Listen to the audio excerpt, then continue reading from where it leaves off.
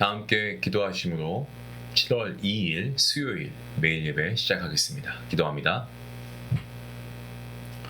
전능하신 하나님 감사합니다. 오늘도 우리의 심령들을 주님께서 불러주시고 말씀의 은혜 앞에 초대하여 주시고 주의 음성을 들을 수 있는 귀한 기회를 허락하시며 감사합니다.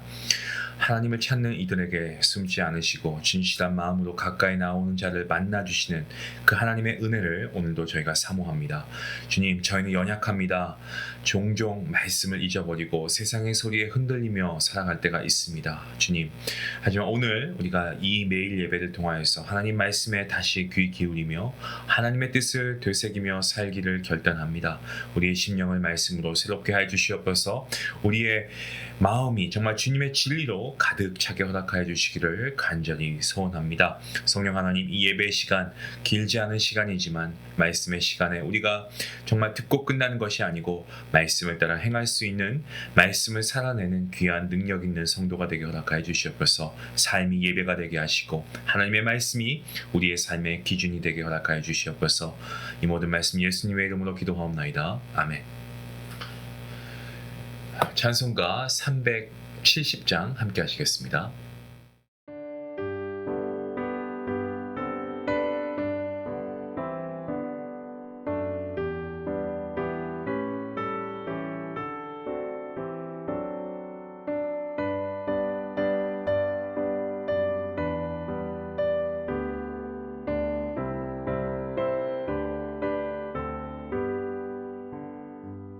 주 안에 있는 나에게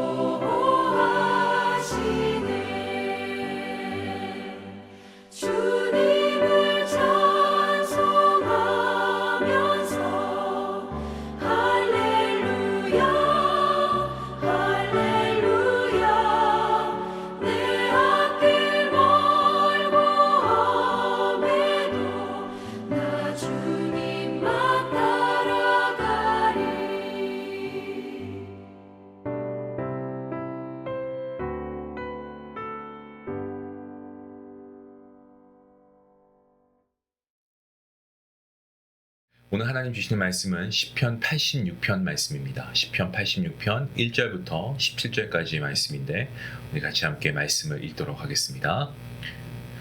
여호와여, 나는 가난하고 궁핍하오니 주의 귀를 기울여 내게 응답하소서. 나는 경건하오니 내 영혼을 보존하소서. 내 주 하나님이여, 주를 의지하는 종을 구원하소서. 주여, 내게 은혜를 베푸소서. 내가 종의 주께 부르짖나이다. 주여, 내 영혼이 주를 우러러 보오니 주여, 내 영혼을 기쁘게 하소서. 주는 선하사 사죄하기를 즐거워하시며 주께 부르짖는 자에게 인자함이 후하심이니이다. 여호와여, 나의 기도에 귀를 기울이시고 내가 간구하는 소리를 들으소서. 나의 환난 날에 내가 주께 부르짖을 것이니 주께서 내게 응답하시리로다. 주여, 신들 중에 주와 같은 자 없사오며 주의 행하심과 같은 일도 없나이다. 주여, 주께서 지으신 모든 민족이 와서 주의 앞에 경배하며 주의 이름의 영광을 돌릴 것이다. 무릇 주의 위대하사 기이한 일들을 행하시오니 주만이 하나님이시니이다. 여호와여, 주의 도를 내게 가르치소서. 내가 주의 진리에 행하오리니 일심으로 주의 이름을 경외하게 하소서. 주 나의 하나님이여, 내가 전심으로 주를 찬송하고 영원토록 주의 이름의 영광을 돌리오리니 이는 내게 향하신 주의 인자하심이 크사 내 영혼을 깊은 스올에서 건지셨음이니이다. 하나님이여, 교만한 자들이 일어나 나를 치고 포악한 자의 무리가 내 영혼을 찾아 싸우며 자기 앞에 주를 두지 아니하였나이다. 그러나 주여, 주는 긍휼히 여기시며 은혜를 베푸시며 노하기를 더디하시며 인자와 진실이 풍성하신 하나님이시오니 내게로 돌이키사 내게 은혜를 베푸소서. 주의 종에게 힘을 주시고 주의 여종의 아들을 구원하소서. 은총의 표적을 내게 보이소서. 그러면 나를 미워하는 그들이 보고 부끄러워하오니 여호와여, 주는 나를 돕고 위로하시는 이시니이다. 아멘. 오늘 이 본문, 저희가 읽은 시편 86편의 본문 속에서 다윗은 자기의 생명을 노리고 있는 사람들로부터 날마다 도망치는 삶을 살아가고 있는 상황입니다. 이스라엘 군사 모두가 다윗의 목을 노리고 있다 해도 과언이 아니었죠. 얼마나 불안하고 얼마나 두려운 삶을 살았겠습니까? 그 당시 한 나라의 절대 권력을 가진 사울 왕이 다윗을 죽이려고 했으니까 사실 다윗 곁에는 그 누구도 그를 지켜줄 사람이 없었습니다. 다윗은 이러한 상황 가운데 하나님께서 자신의 생명을 지켜주시기를 간청하고 있습니다. 먼저 1절 말씀에서 다윗은 뭐라고 간절히 기도합니까?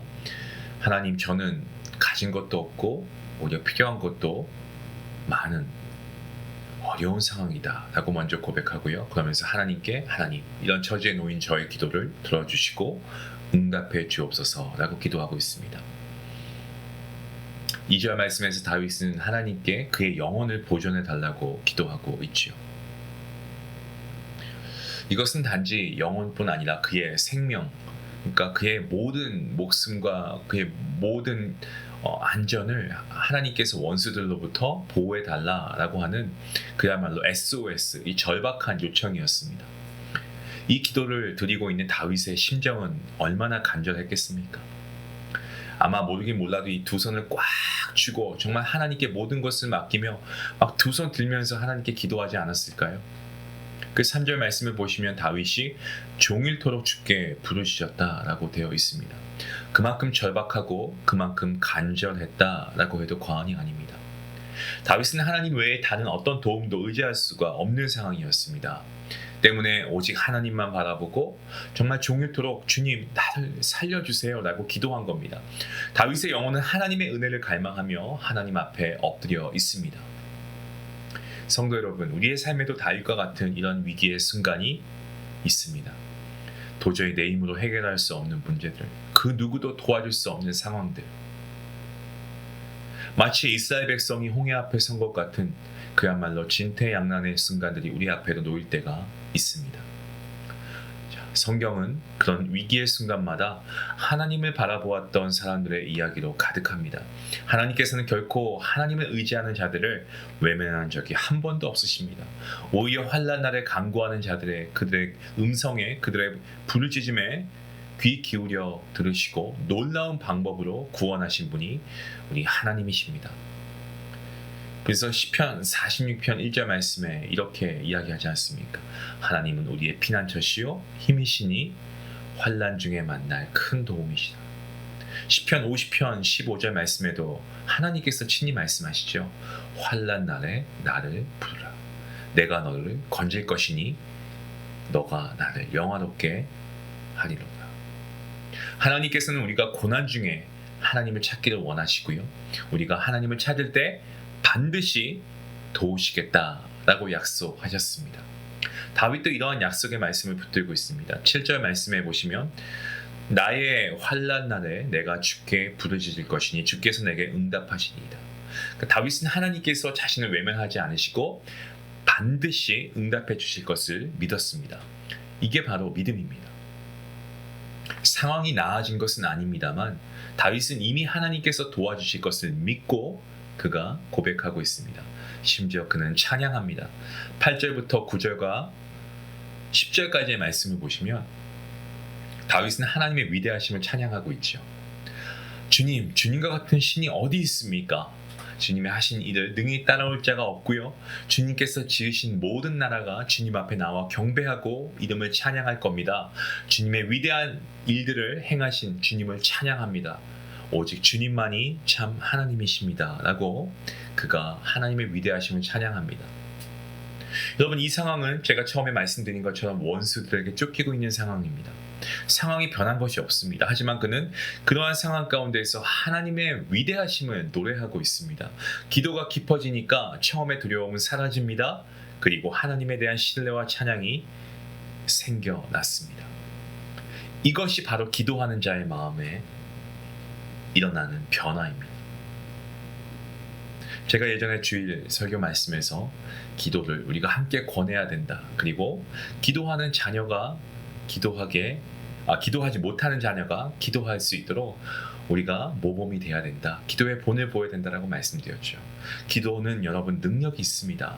기도하는 것을 알고 하지 않는 것은 지난번 제가 말씀드린 것처럼 이것은 성경의 근거에서 참말이 아닙니다. 참말은 알고 있는 게 다가 아니고 아는 것을 행하는 것이 참말이죠. 때문에 우리는 기도하는 것을 아는 것으로 아멘하는 게 아니고 기도해야 합니다. 그리고 예수님의 이름으로 우리가 하나님께 간구하며 나아가야 되는 거죠. 기도하는 자의 마음에 일어나고 있는 이러한 마음의 변화를 보시기 바랍니다. 다윗을 보면 처음에 불안하고 두려운 마음을 시작했지만 기도하니까 하나님의 성품을 묵상하면서 믿음과 담대함으로 바뀌어져 가는 것을 보게 됩니다. 다윗은 이제 하나님께 다짐합니다. 비록 지금은 어려움 속에 있지만 자신은 하나님을 경외하고 섬기겠습니다 라고 결단하고 있습니다. 그 이유가 무엇입니까? 본문 13절 말씀입니다. 이는 내게 향하신 주의 인자하심이 크사. 네, 그렇습니다. 자기가 지금까지 살아온 것, 하나님의 인자하심, 은혜였다는 것을 그는 고백합니다. 죽어 마땅한 나를 건지신 하나님, 그 사랑이 너무 위대하고 놀랍습니다. 그래서 다윗은 15절, 16절, 17절에서 하나님께 은혜를 간절히 구하고 있습니다. 15절 말씀에 주여 은혜를 베푸소서, 16절에서 내게 은혜를 베푸소서, 17절에서 은총의 표적을 내게 보이소서. 여러분, 이 모든 것이 어떻습니까? 하나님의 은혜를 구하고 있지 않습니까? 하나님의 은혜 없이는 단 한순간도 살아갈 수 없음을 고백하고 있습니다. 그리고 다윗은 마지막으로 이렇게 고백합니다. 여호와여, 주는 나를 돕고 위로하시는 이십니다. 아멘입니다. 사랑하는 성도 여러분, 우리도 다윗과 같이 고백할 수 있기를 바랍니다. 아멘. 하나님은 우리를 돕는 자이십니다. 하나님께서는 우리의 위로자이십니다. 삶의 상황이 아직 바뀌지 않았습니까? 그렇다고 해도 믿음으로 하나님께 감사하고 찬양 올려드리십시다. 마침내 우리를 구원하실 주님을 신뢰하며 찬양하십시다. 우리를 건지시고 은혜를 베풀어 주실 주님께 소망을 두고 담대하게 살아가시는 우리 주님의 귀한 자녀들 되시기를 주님의 이름으로 축원합니다. 기도하시겠습니다. 전능하신 하나님 감사합니다. 오늘도 다윗의 기도를 통하여서 우리의 고난과 환난 가운데서도 우리가 하나님께 부르짖을 수 있는 귀한 길을 열어주심에 감사합니다.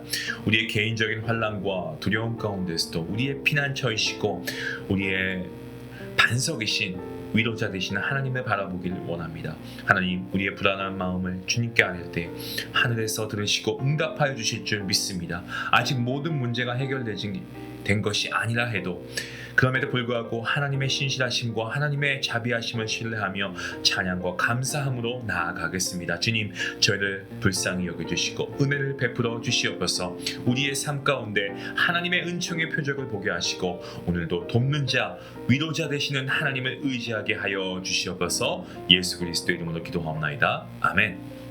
우리 말씀을 생각하시면서 함께 나가기 원합니다. 오늘 내 인생의 돕는 자이시고 위로자이시는 하나님께 우리가 함께 나아갈 수 있으면 좋겠습니다. 문제가 해결되기 전에 먼저 감사하십시다. 상황이 바뀌지 않아도 하나님은 살아계시고 우리의 기도를 들으시고 계심을 믿으시길 바랍니다. 하나님, 오늘도 나의 돕는 자가 되어 주시옵소서. 우리 같이 주님의 이름을 우리가 외치며 하나님께 나아갈 수 있기 원합니다. 기도하겠습니다.